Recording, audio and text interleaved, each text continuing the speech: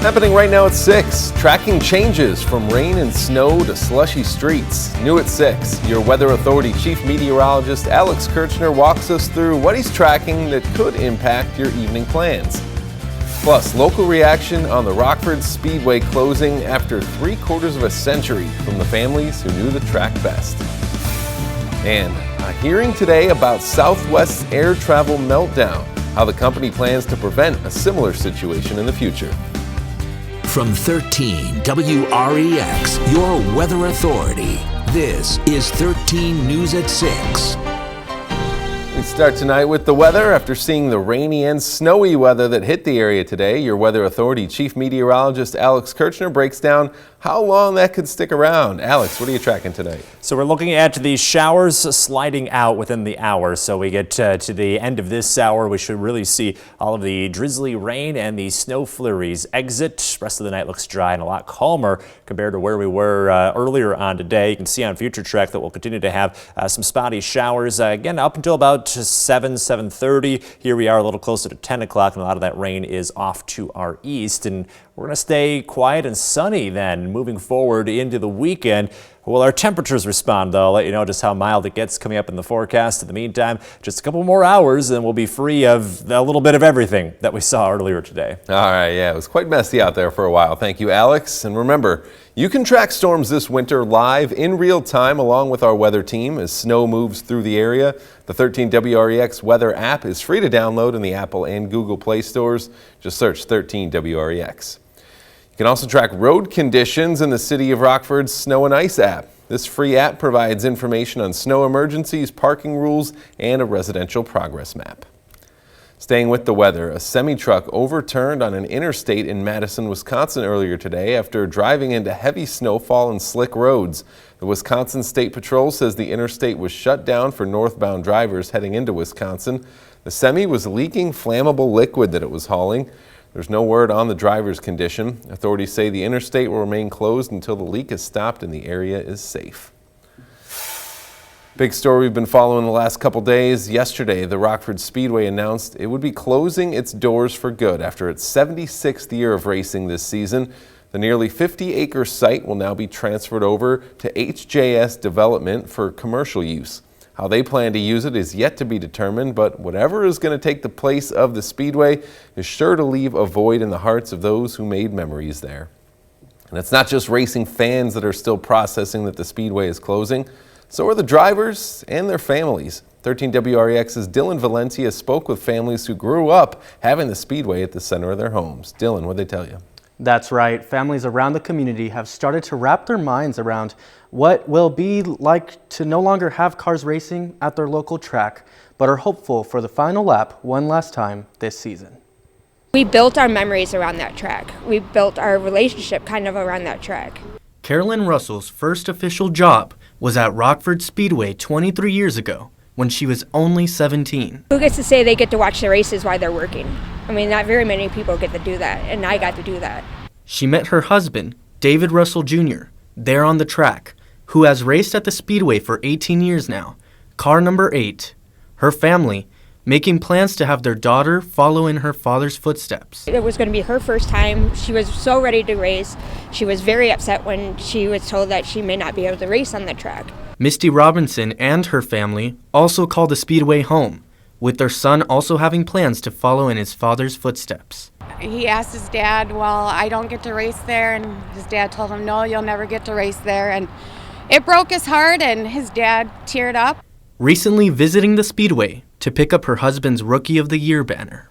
Everybody just knew everybody here, and it's going to be different going to a different track and just getting to know new people and trying to make them your family. Both families not wanting to see anything take its place. I don't want anything to replace it. I wish it could remain a racetrack. When it's gone, I don't think I'll even drive by this corner. We don't need any more grocery stores. We don't need any more restaurants. There's plenty of those around here. There are other tracks out there, but it's just not Rockford. It's not home. Now, in addition to the Speedway preparing to close, the neighboring business, Forest Hills Banquet Lodge, will also permanently shut its doors for good on June 1st. Derek? All right, thank you, Dylan. Developing tonight, we have learned new information about the shooting that took the life of a 26-year-old man. First, let's take a look at where that incident took place. Police say that man was sitting in his car near Winnebago and Chestnut Street when he was shot. The car then traveled to First Avenue and Charles Street where it crashed. Tonight, officials say that man was Joshua Ewing of Rockford. After the car crash, emergency crews transported him to a local hospital where he later died from a gunshot wound. As of right now, police are still looking for suspects.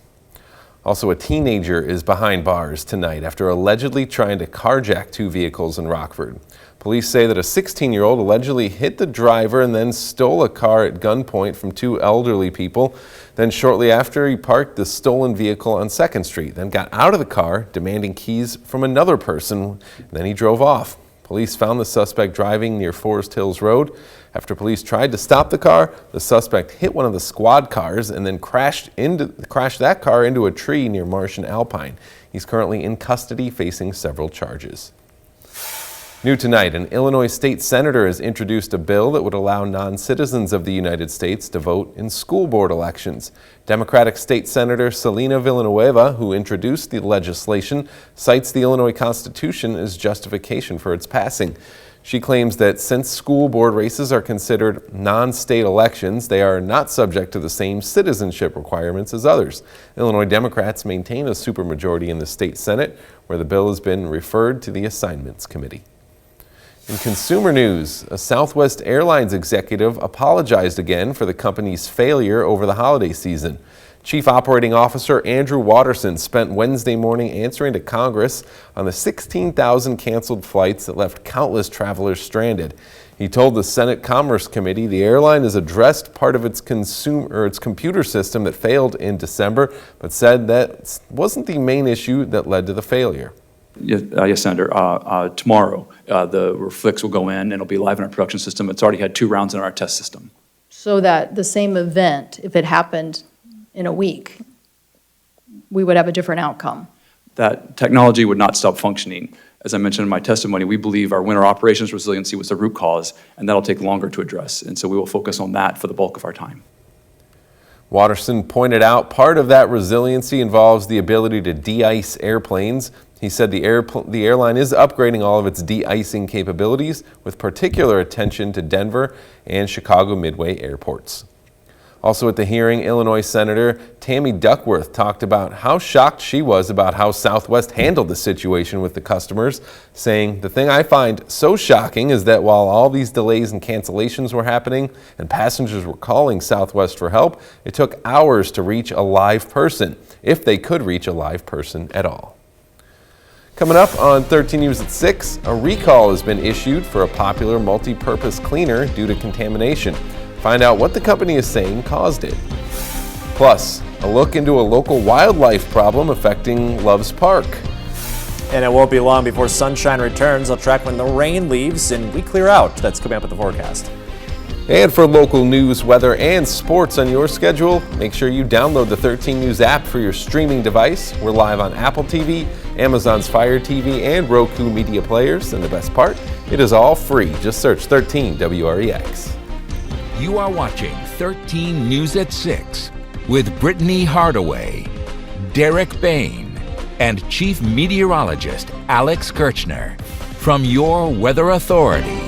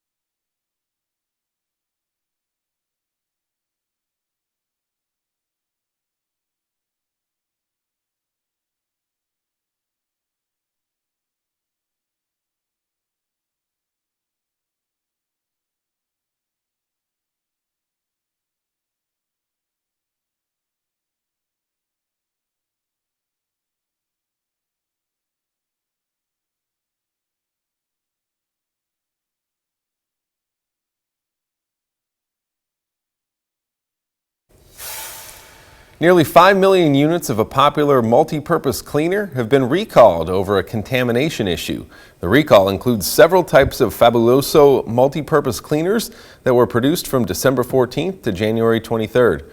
Colgate-Palmolive noted that a preservative was not added at the intended levels during manufacturing, which could have allowed Pseudomonas bacteria to grow. The U.S. Consumer Product Safety Commission says that customers should dispose of the product immediately by keeping it in its container and putting it in the trash.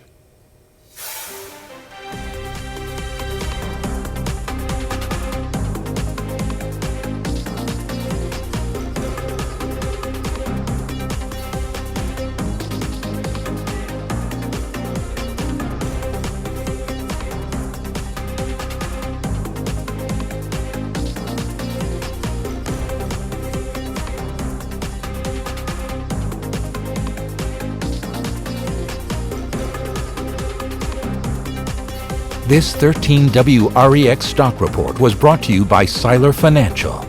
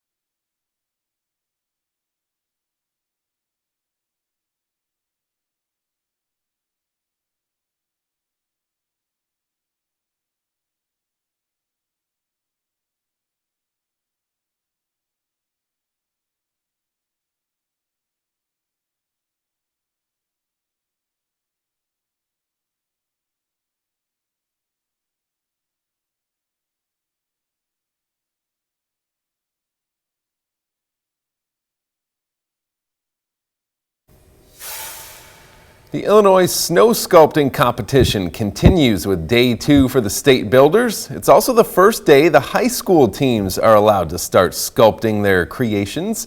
The rainy and snowy conditions made it a bit of a challenge for teams at the start of the day, with many teams waiting for the weather to calm down a bit before they started building. But several high school teams got started right away and couldn't wait to start working their magic.